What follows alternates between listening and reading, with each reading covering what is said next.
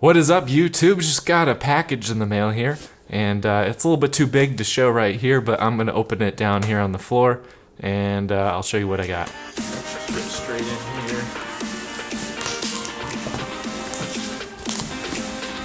It's a box of brown paper. Wow, more brown paper.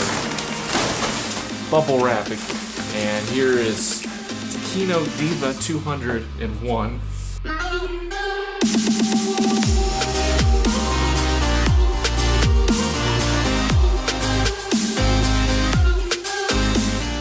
So we have the Kino Diva 201 just put up here, full blast with the grid on it, and I'm at ISO 800 f4 on my camera over here, and we're getting a decent amount of light. The light's about just like maybe a foot over arm length away, so it's pretty close. It's actually a little bit closer than the 800 through a piece of diffusion, my reflector diffusion needs to be.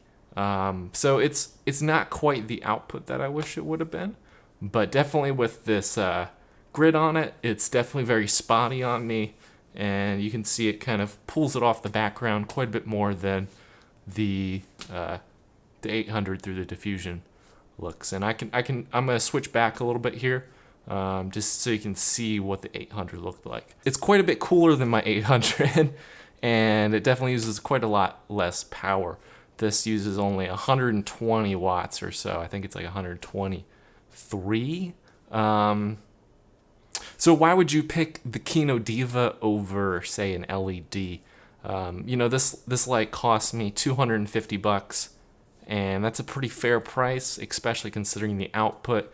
For a similar compared LED, you would probably be spending a little bit over $250 probably. And the benefit of LEDs usually is that you can use batteries to power them, and you don't have to plug into a wall. But the problem with batteries are expensive. You need to make sure they're charged. Whereas something like Kino Diva, you always have an outlet if you're inside. And if you're outside, you can plug into a generator or something. This actually uses just low enough wattage that you can get a little car outlet plug-in that's up to 150 watts. And my car is able to put out over 150 watts. So this 123 watt light can actually plug straight into my car DC outlet with a DC to AC converter. Which is a super cheap way to get this light running even outside and shooting for night exteriors too. Now I'm going to try and use this light without the grid, and we'll just kind of see what that looks like. So now the grid is off, and obviously there's a lot more light coming at me. That grid was definitely bringing down the amount of light coming in. Actually, we're seeing a little bit of highlights right here. Clipping. We stay at the same settings on the camera here. We're still at 800 f4. I would probably dial this down a little bit to something like f5.6 looks pretty good here. So there's definitely a lot more light without the grid, but we're not getting the light off the background nearly as much as we were before. And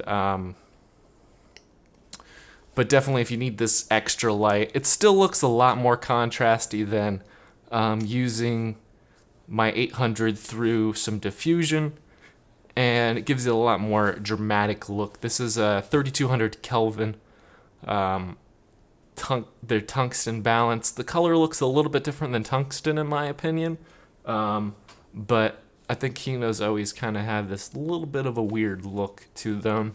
As far as color temperature goes, but it's not that bad, and I kind of like it. So hope this video kind of gave you a quick glimpse of the $250 Kino Diva. You can find other Kinos, such as the 4-foot 2-bank, are pretty cheap for somewhere around $300. Also, other Divas kind of run in that general range of like $300, $350, $400, under $400 lights. Just check them out on eBay, or if you live in a big city, Craigslist tends to have these kind of Kino lights too for sale. This light's great for one-band banders who want to just have a great interview light to set up, and maybe they have a second light for a kicker or something like that.